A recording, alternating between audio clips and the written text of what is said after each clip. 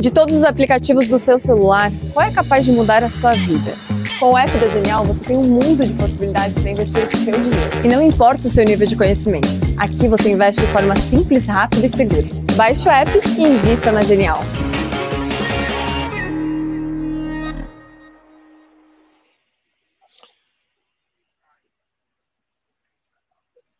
Olá, estamos aqui de volta com o Conversa com o Zé Márcio. Temos conosco aqui o André Miller, da EasyQuest. É um prazer enorme ter você aqui de volta, André. Muito obrigado por ter aceito o nosso convite. Vamos falar um pouco sobre expectativas, como é que você está vendo aí a economia brasileira. Hoje é um dia interessante, porque tivemos aí a mudança do regime de metas, né? Quer dizer, muito obrigado por ter aceito o nosso convite novamente. Obrigado a vocês, né, Márcio? É sempre um prazer falar com vocês, com as pessoas que estão nos assistindo. Ainda mais no final desse semestre, que foi bem interessante, né, em termos de análise aqui para a economia brasileira.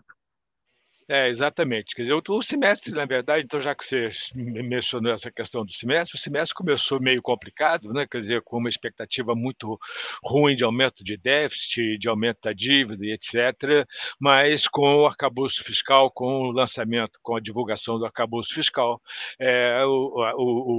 os investidores reagiram positivamente. Como é que você está vendo essa questão do arcabouço fiscal? Qual é a expectativa de vocês sobre a capacidade desse arcabouço de gerar uma estabilização na relação dívida-PIB e como que vocês estão vendo os próximos passos nesse sentido?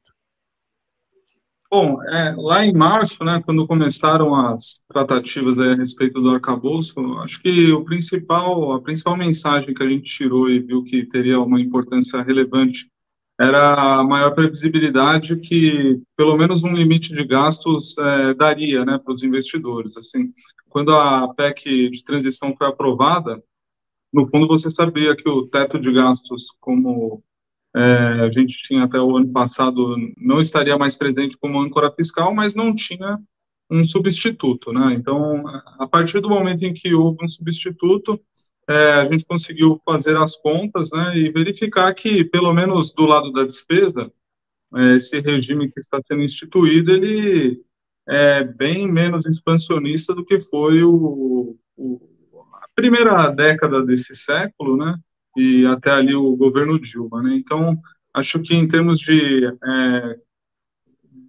da política fiscal ser aí um viés expansionista para o PIB, pelo menos no médio prazo, com esse arcabouço, ele garante que ele deve ser neutro, né, do ponto de vista fiscal. Então, acho que essa primeira informação que o arcabouço trouxe, ela foi importante.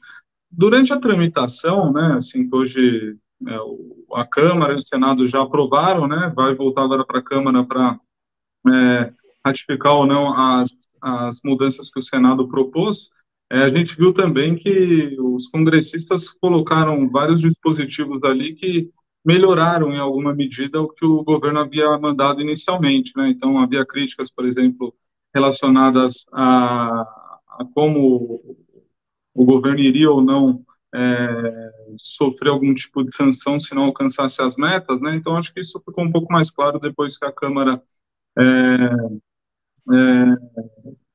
colocou ali alguns dispositivos. Eu também acho que é bem importante, né, depois de toda essa tramitação, que o arcabouço ele limita muito o espaço para a capitalização de empresas estatais ou mesmo de subsídios de crédito, né?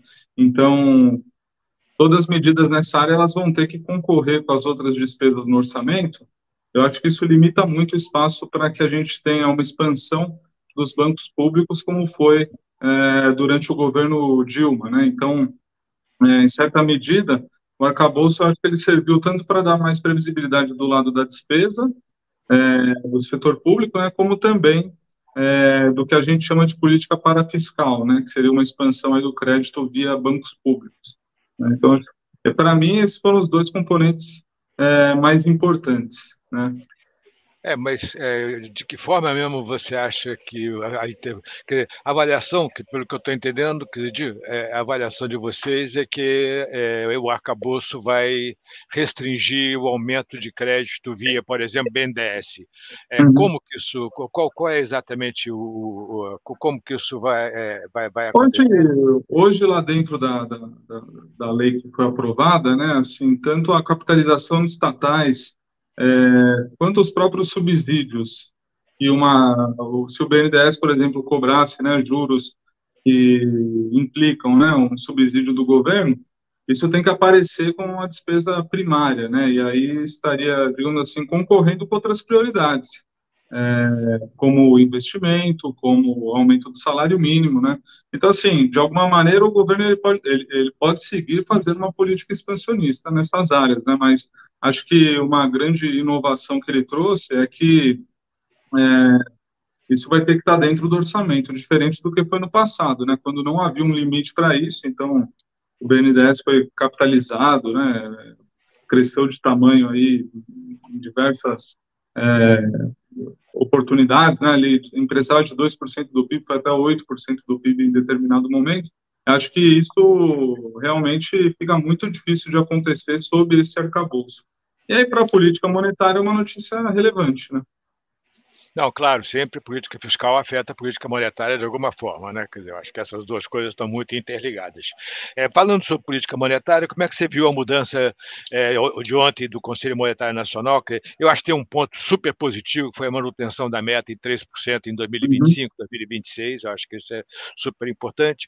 Agora, teve essa mudança do ano calendário para a meta contínua, quer dizer, como que você vê essa mudança? Você acha que isso pode afetar a dinâmica da política monetária, ou você acha que isso é irrelevante, é um ganho do ponto de vista institucional? Como é que você está vendo essa mudança? Olha, eu acho que a gente termina aí esse semestre com essa decisão, né, que facilita bastante o nosso trabalho de análise para frente, né? Assim, agora a gente tem, de fato, o fim de uma incerteza que começou lá em fevereiro, quando o Lula mencionou aí a possibilidade de aumentar as metas, né? Eu estava até olhando a última vez que a gente conversou, né? Uma das coisas que eu afirmei na ocasião foi que eu achava bem provável que a meta fosse elevada para 4%, né? Isso há uns 3 meses. Então, assim, essa decisão, no final das contas, de manter a meta em 3%, eu acho que ela é muito bem-vinda. Deixa o país alinhado aos emergentes, né? Outros países têm metas de inflação desse nível, um nível de inflação que é alcançável, digamos assim, né? Acho que, então, assim, institucionalmente é mais um ganho, né? E do nosso lado de análise, assim, é mais um ponto em que a gente tem uma previsibilidade agora maior, né, para projetar os cenários futuros. Então, o arcabouço trouxe isso do lado fiscal, e agora a meta de inflação. Tudo bem que assim, né, está só gerando uma previsibilidade que é, só foi necessária porque o próprio governo, em algum momento desse semestre, gerou, né, uma desconfiança muito grande. Mas é uma decisão bem-vinda, né? É uma decisão que já tem tido seu impacto na curva de juros, né? Então, hoje, se a gente olhar o que aconteceu durante os últimos 3 meses, né? Os juros de longo prazo caíram muito, as expectativas de inflação embutidas aí nas curvas de juros também caíram bastante. Estamos voltando assim a um ambiente de maior normalidade, na minha visão. Não, É, claro, que na verdade. Acho que a sua pergunta sobre o horizonte contínuo, né? Acho que isso aproxima o Brasil dos outros países, né? Ainda não se sabe exatamente como vai ser a avaliação, né, do trabalho do BC, que hoje em dia é estabelecida aí no ano calendário, né? Mas acho que é uma questão que tem sido discutida, né, pelo que o ministro informou ontem, e não deve trazer ruídos adicionais. O mais importante que era a meta mantida em 3%, acho que já foi, é o ponto mais relevante da decisão. Eu concordo. Eu acho que a manutenção da meta foi super importante, foi fundamental, um ganho, na verdade, do Banco Central, né? Quer dizer, um ganho da autonomia do Banco Central. Eu acho que é uma vitória super importante. E é o primeiro teste da autonomia que aparentemente foi vencido. Agora, a mudança de regime me preocupa, para falar a verdade. Quer dizer, me preocupa exatamente pelo discurso do ministro Fernando Haddad ontem. Quer dizer, hoje a gente tem um regime que é muito claro, né? Quem é quem. Por um lado, o Conselho Monetário Nacional define a meta, né? Quer dizer, é uma definição política, porque você tem 2 ministros e o presidente do Banco Central. Então, o governo tem maioria na definição da meta. Uma vez definida a meta, cabe ao Banco Central, o mandato do Banco Central é atingir a meta. Então, o Banco Central tem que atuar tecnicamente para chegar na meta. Agora, com o mandato contínuo, essa divisão ficou um pouco obscura, né? Quer dizer, o Conselho Monetário Nacional define a meta, mas quem é que vai definir o horizonte de política monetária? Quem é que vai, quando tiver um choque, quando que o Banco Central vai ter que levar a inflação de volta para a meta? Isso tudo, qual é o papel do Conselho Monetário Nacional nessas definições? Quer dizer, nada disso ficou claro, pelo contrário, né? Quer dizer, o ministro Haddad ontem um pouco sugeriu que o Conselho Monetário Nacional vai estar envolvido nesses processos todos de definição da trajetória em direção à meta. Quer dizer, eu me preocupo, a minha preocupação é até que ponto isso não pode afetar a autonomia do Banco Central ao longo do processo. Eu não sei como é que você vê essas minhas considerações, quer dizer, acabou de acontecer, então tem pouco tempo, a gente está aqui num processo de discussão dessas mudanças, acho que vale a pena falar um pouco sobre isso. Acho que os pontos que você levantou eles são muito importantes, né? Assim, previamente, eu esperava até que ontem todas essas dúvidas já fossem resolvidas, né? Eu imaginava que essa discussão ela já tinha sido feita e eles só, digamos assim, apresentariam essa nova estrutura, né? E como você falou, isso tudo ainda está incerto, né? Quem de fato vai definir o horizonte, etc. Assim, eu estou trabalhando com um cenário que o BC vai seguir sendo, né, a instituição aí autônoma para garantir tanto o horizonte em que a convergência da inflação tem que ocorrer, como o horizonte que ele normalmente trabalha, que é o que já aconteceu, por exemplo, né, se a gente for lembrar, o ano passado, né, no final do ano passado, por conta lá das mudanças de impostos, o Banco Central ele indicou, né, que ele estava olhando o primeiro trimestre de 2024, né, ao invés do final de 2023, né? Então, em vários momentos dos últimos anos aí, o Banco Central de alguma maneira ele foi fazendo esses ajustes, né? E de fato, o Meirelles fez isso no começo do mandato dele também. Assim, são questões que são competência do Banco Central, né? Então, assim, certamente se o CMN passasse a envolver também nessas definições, né, eu não tenho dúvida de que todo esse ganho de credibilidade que está acontecendo nos últimos 3 meses, ele se reverteria em alguma medida, né? Difícil dizer em quanto, mas como eu disse, né, a inflação implícita aí nos títulos ela caiu bastante, né? Em algum momento ela chegou a ser de 6, 7%. Hoje ela está praticamente em níveis ali que eu historicamente olharia como de um banco central crível, de uma política econômica crível, né? Agora, se isso que você destacou acontecer, com certeza parte desse ganho vai ser revertido. Mas eu acho que assim, o governo parece atento, né, a esses pontos. A gente viu até, para mim, ao longo desses últimos 2 meses, eu fiquei surpreso, né, em várias oportunidades, o Haddad dando uma importância bastante grande aí para a coordenação das expectativas, né? Imagino que vai seguir nessa linha mais positiva, né? Minha preocupação é uma preocupação, quer dizer, como a gente tem um regime, quer dizer, uma autonomia muito jovem, né? Quer dizer, tem pouco tempo que o Banco Central brasileiro se tornou autônomo, é a primeira vez, é o primeiro teste dessa autonomia foi exatamente essa questão da definição da meta, e vamos ter outros, quer dizer, o fato de que você só vai mudar o regime a partir de 2025 também é positivo, do meu ponto de vista, que a gente vai ter aí 1 ano e meio para se adaptar a essa nova modalidade, a se adaptar, a tentar sentir como que essa coisa vai entrar. Eu acho que isso é super importante, mas acho que a minha preocupação é muito porque com o ano calendário, quer dizer, a meta no ano calendário, você tem um ponto de referência muito claro, né? Agora, quer dizer, com a mudança para a meta contínua, você perdeu esse ponto de referência. Basta ver o que acontece, por exemplo, no Fed. Quando que o Fed vai convergir para a meta de 2%, por exemplo? A gente não sabe. Quando que o BCE vai convergir para a meta de 2%? A gente não sabe. Só que esses bancos centrais são muito críveis, né? Quer dizer, têm muita credibilidade. Não é exatamente o caso no Brasil. O Brasil ainda está num processo de adquirir essa credibilidade. Então, me preocupa bastante como que, à medida que for chegando lá o momento da mudança de metas, do mudança de regime, como que isso vai afetar o comportamento aí, dos preços dos ativos e dos investidores do modo geral. Mas eu acho que isso é especulação, mas é só que é tão novo que acho que vale a pena conversar um pouco sobre esse tipo de coisa, tá certo? Eu acho que esse é um ponto importante. Mudando um pouquinho de assunto, e mantendo no mesmo assunto, na verdade, como é que você está vendo essa questão da reforma tributária? Qual é a sua avaliação? Você acha que primeiro, como é que você vê a reforma em si? E segundo, quais são os problemas, as vantagens e desvantagens? E segundo, quer dizer, como é que você vê esse processo de tramitação na Câmara dos Deputados e no Senado? Eu acho que, diferente das reformas que tramitaram, digamos assim, no governo anterior, né?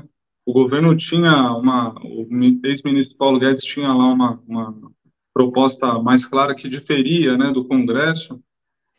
Isso acabou em algum momento impedindo, né, o avanço da reforma. Dessa vez, o que eu enxergo é que assim, o governo ele está participando do processo, mas não está querendo, digamos assim, uma reforma tão abrangente, né? Vai ser uma reforma provavelmente menos abrangente do que se o governo decidisse, né, colocar em jogo toda a sua força para aprovar uma reforma. Então, vai ser muito parecida, aparentemente, né, com o que já tem sido discutido no Congresso aí ao longo dos últimos mandatos, né?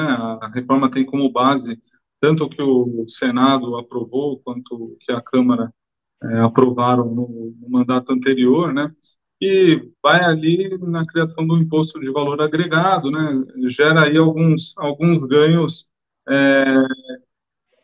em relação ao sistema que a gente tem atualmente, né? Que é extremamente complexo. Então, assim, eu acho difícil quantificar quanto isso vai gerar, né, de produtividade a mais na economia, mas certamente é um avanço na direção correta, e acho que algo que esse governo tem mostrado, né, assim, depois de alguma confusão aí no começo do ano, é o entendimento do espaço político que ele tem, né, para avançar com as suas ideias. Então, me parece que vão para uma reforma que é aceitável por esse Congresso, vai gerar alguns ganhos, né? Alguns setores seguirão tendo um tratamento diferenciado, né? Mas acho que, em linhas gerais, é positivo só você ter avançado nessa questão, mesmo não sendo uma reforma completa, né? Digamos assim. Então, acho que o que eu destacaria mais é a diferença de que, politicamente, parece que estão indo para o que é possível, né? E isso vai trazer algum ganho ao longo do tempo, assim como as reformas que foram feitas aí desde 2016, né? Mas é difícil quantificar exatamente como isso vai afetar, né? Tanto a atividade quanto os preços, né? Mas é uma notícia bem-vinda. Na verdade, quer dizer, eu acho que tem ganhos importantes e agora eu tenho algumas preocupações. Acho que os ganhos importantes são a transferência de origem para destino e a simplificação da estrutura tributária. Acho que são os dois ganhos mais importantes aí desse ponto de vista. Agora, eu tenho duas preocupações que estão na minha cabeça aqui. Primeiro, como você não tem o valor da alíquota me preocupa, tá certo? Qual é o valor da alíquota padrão da reforma?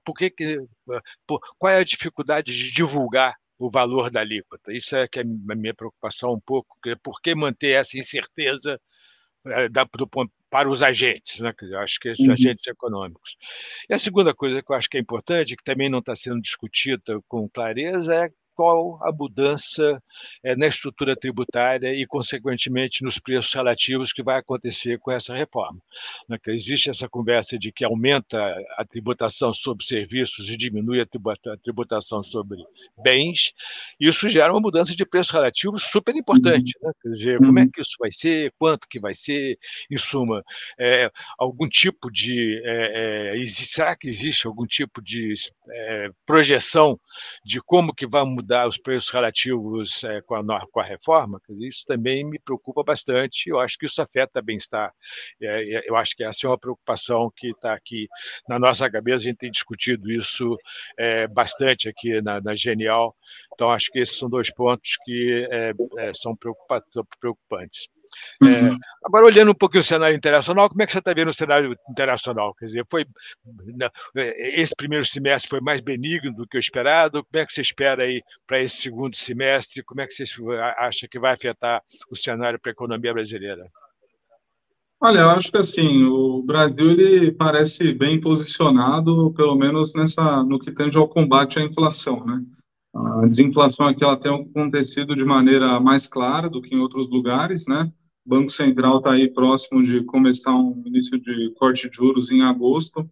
Acho que isso é diferente do que a gente tem visto no restante do mundo, né? Em que assim ainda tem lugares em países, né, em que o Banco Central tem subido os juros, né, com as inflações ainda surpreendendo para cima, enquanto outros países parecem estar com um ambiente também mais controlado, embora poucos estejam já com uma inflação cadente como no Brasil, né. Os Estados Unidos, eu acho que mostra um quadro em que assim houve um controle, né. A inflação lá, a economia está desacelerando, a inflação está desacelerando. Aí você pode discutir o ritmo, né, em que isso vai acontecer, se o Fed em algum momento ao longo do ano que vem já vai poder iniciar um ciclo de afrouxamento monetário, né, mas eu acho que, assim, houve o controle da inflação, os salários estão numa trajetória aí de declínio, né, de ganhos nominais decrescentes, que eu acho que é bem importante para essa segunda parte do processo de desinflação no mundo, né? Que tem começado aqui como no Brasil, né? No setor de bens duráveis, preços que subiram muito por restrições de oferta, mas agora a gente chega na parte mais difícil, né? Que é a desinflação do setor de serviços. Então, eu vejo os Estados Unidos como um pouco mais avançado em relação às outras economias nessa desinflação. Na Europa, a zona do euro como um todo, assim, também acho que já está num processo quase que final aí do ciclo de juros, né? Esperaria mais 2 ou 3 altas. E alguns outros países, eu acho que o exemplo mais emblemático como o Reino Unido, em que esse quadro de controle da inflação parece mais distante. Por uma conjunção que aqui no Brasil a gente já viu várias vezes, né? Um Banco Central que em alguns momentos hesitou, né, em subir os juros como deveria, uma crise fiscal no meio do caminho que gerou depreciação da moeda. Então, lá no Reino Unido, mesmo com a atividade econômica equivalente aos outros países, né, não é um país que está tendo um crescimento muito forte, os salários eles têm crescido muito acima da produtividade, isso tem realimentado o processo inflacionário, né? Então, acho que fica uma mensagem importante que depois dessa crise do Covid, o deslocamento aí da política fiscal, uma inflação que surpreendeu o mundo todo, né? Os países estão de maneiras diferentes conseguindo conter, né, trazer de volta a inflação para as metas, né? Alguns países mais avançados, outros não. Eu acho que o Brasil se posiciona bem nesse quadro, digamos assim, relativo, né? A inflação aqui tem surpreendido para baixo. Em algum momento do ano a gente chegou a projetar uma inflação de 5,8%, né? Algumas casas tinham números até acima disso. Hoje a gente tem uma inflação mais próxima de 5%, mas acho que o risco ainda é para uma inflação até mais baixa. E Me chama bastante atenção, né, como do lado do mercado de trabalho aqui, os salários eles também estão se comportando de maneira equivalente à inflação, né, desacelerando. Acho que isso é muito diferente em relação ao que a gente viu durante a inflação do governo Dilma, né, em que os salários ficaram muito resistentes, ali em torno de 12% ao ano, né, em termos nominais. Isso gerava realmente uma inflação bem mais persistente no tempo, acima da meta, né. Felizmente não é o quadro que a gente está vendo aqui, né? As famílias têm tido um ganho de renda real, né? Porque a inflação ela tem caído, mas o salário nominal ele tem também desacelerado, né? Acho que isso é importante de mencionar. Até que ponto você acha que isso tem a ver com a reforma trabalhista? Você acha que tem alguma relação? Acho que é possível, né? Assim, então, acho que é um ambiente novo, né? Foi a primeira vez que a gente teve aí uma desinflação com a reforma que foi feita aí há alguns anos, né? E trouxe um mercado de trabalho mais flexível, né? Teoricamente, quanto mais flexível o mercado de trabalho, você vai ter esses ajustes também acontecendo de maneira mais rápida, né? Então, acho que certamente é um fator importante. É difícil quantificar, mas não sei qual é a sua opinião, mas eu acho que deve ter a sua importância, sim. Não, eu acho que é super importante. Na verdade, a reforma trabalhista tem algumas coisas que afetam o custo do trabalho, né? Que você teve uma redução importante na litigiosidade, o número de demandas na Justiça do Trabalho caiu mais de um terço com a reforma trabalhista. Isso reduz muito o custo do trabalho para as empresas, tá certo? Então, esse é um ponto importante. O segundo ponto importante foi a liberalização da terceirização. Se aumentou muito o número de trabalhadores por conta própria com CNPJ, tá certo? Formais. Isso também foi muito importante, também reduziu o custo do trabalho, ou seja, teve uma redução do custo do trabalho por um lado e um aumento do salário real por outro, que não foi inflacionário exatamente porque foi compensado por uma diminuição do custo do trabalho. Eu acho que esses foram pontos super importantes e que em algum momento a gente vai poder medir isso com cuidado. Hoje a gente não consegue medir, pô, isso é só intuição, porque não tem dado, né? Quer dizer, então fica um pouco difícil. Mas a intuição, a minha intuição, pelo menos, é que tem sim alguma coisa a ver com a reforma trabalhista, tá certo? No fim, a gente está vendo ainda uma criação de vagas bastante expressiva, né, num ambiente de Exatamente. desinflação. Isso é bem diferente do que das crises no passado, em que o ajuste era todo em termos de quantidade, né, pessoas perdendo seus postos de trabalho porque o, o preço estava ali com baixa flexibilidade, né. Então, acho que certamente é um ambiente melhor para todos, né, assim. Não, na verdade, quer dizer, a minha avaliação é que as reformas que foram implementadas aí nos últimos 6 anos foram super importantes e eu acho que estão dando resultado agora, né? Quer dizer, você está tendo um aumento da taxa de crescimento do PIB, a economia está muito mais estável, tá certo? Você tem vários fatores aí, a taxa de investimento subiu, infelizmente, quer dizer, no início do governo Lula, o presidente Lula sinalizou com uma reversão das reformas, o que foi muito negativo da ponto de vista da taxa de investimento.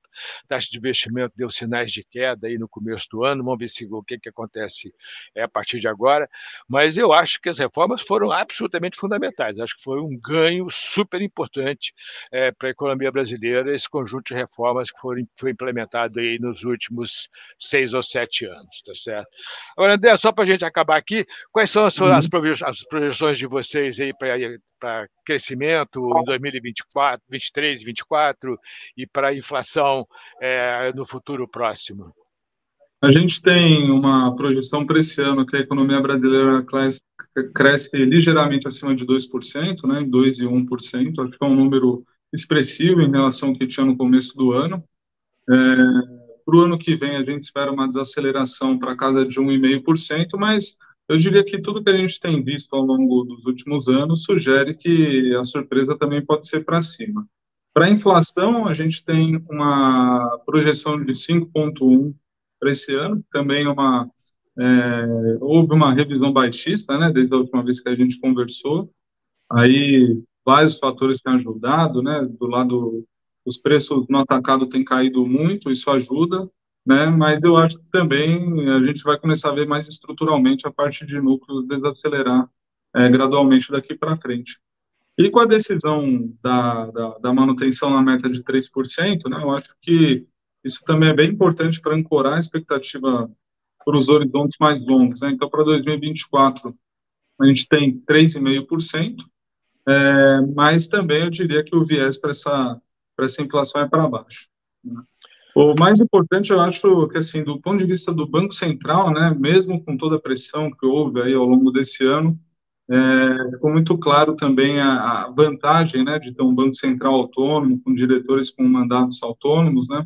No final das contas, quando o ciclo aconteceu, o ciclo de cortes iniciar em agosto, com certeza ele vai acontecer, né, e a mensagem do Banco Central é clara, num ambiente de maior previsibilidade, maior estabilidade, né. E isso deve garantir juros mais baixos, né, com uma inflação, uma desinflação que é mais permanente, né, digamos assim, não vai se colocar em risco a própria conduta do Banco Central, como em alguns momentos desse ano chegou a ser precificado, né, pela própria pressão política que houve.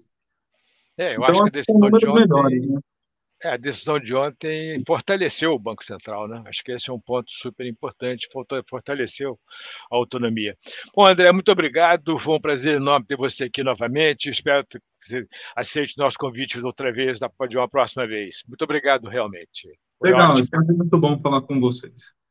Prazer. Um abraço. Um abraço.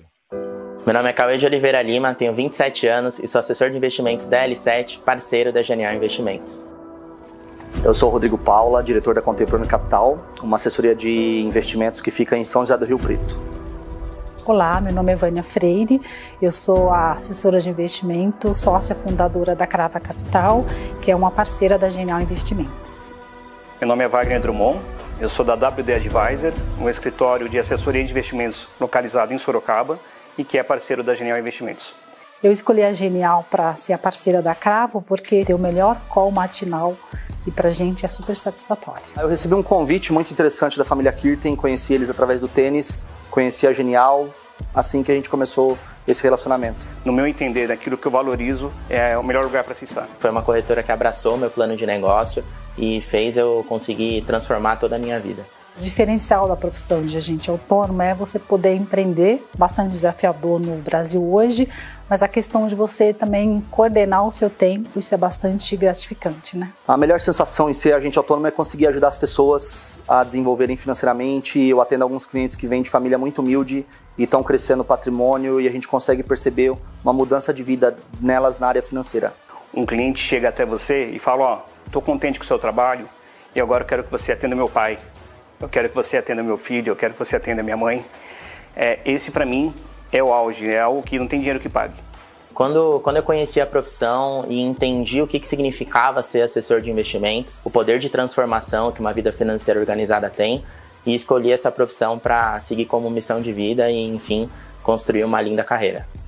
Daqui a 5 anos eu me vejo aqui na Genial com um escritório muito maior, muito mais robusto e com um crescimento bem legal. Eu vejo a WD daqui 5 anos podendo ajudar e assessorar mais pessoas a descobrirem o mercado financeiro, a entender que investir é para todo mundo.